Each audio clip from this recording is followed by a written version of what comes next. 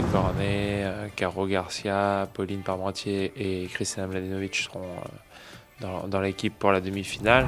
J'ai hâte de les retrouver la semaine prochaine. Une sélection logique au classement, ce sont les 4 meilleures. Elles ont toutes gagné quelques matchs depuis ce premier tour. Ce qui est bien, c'est que déjà, elles seront toutes sur terre battue dès cette semaine. Alizé Cornet, j'étais sur son match quand elle a eu cette petite alerte. Voilà, pour l'instant, les informations qu'on a ne sont pas alarmantes. On fera un point le week-end prochain avec le staff médical de l'équipe à ce moment-là. Caroline sent que son jeu se met en place cette saison et qu'elle est capable, comme elle l'a démontré à Liège, de faire des gros matchs. Toujours très solide et un niveau moyen qui est très élevé, ce qui est vraiment intéressant pour moi. Kristina qui s'est rassurée avec un quart de finale à Monterrey. Elle a aussi eu des belles victoires à Dubaï, notamment sur Naomi Osaka. C'est un atout considérable aussi dans l'équipe avec sa valeur en double. Donc j'espère qu'elle arrivera à prendre ses marques assez rapidement dès cette semaine pour arriver en pleine bourre dès les premiers jours des entraînements à Rouen. Bravo, bien battu.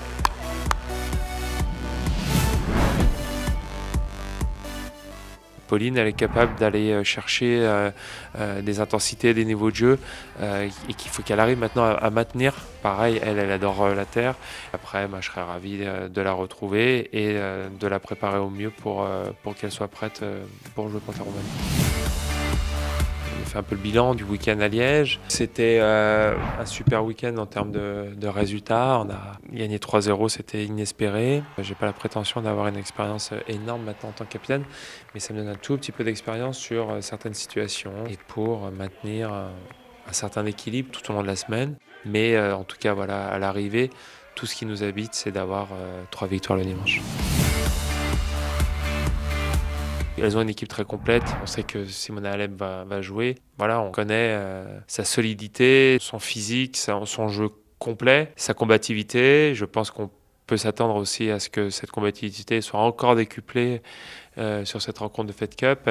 Buzarnescu, je l'ai vu contre Alizé en plus. Elle jouait à Alizé à Miami, donc c'était intéressant pour moi. Une petite gauchère talentueuse, assez tonique, fluette, mais qui se sert bien de la vitesse de la balle de son adversaire. Et ensuite, Begu, Niculescu, je les ai vus, mais un petit peu moins. Niculescu qui était peut-être un peu plus dans le dur, qui était redescendu ou qui est redescendu 150e, 140e, mais qui a regagné quelques matchs. Begu qui est plutôt constante à son classement. Après, le reste, je ne me suis pas encore vraiment projeté. Il y a tellement d'options différentes, à la fois chez elle et chez nous, que c'est un peu tôt pour se projeter.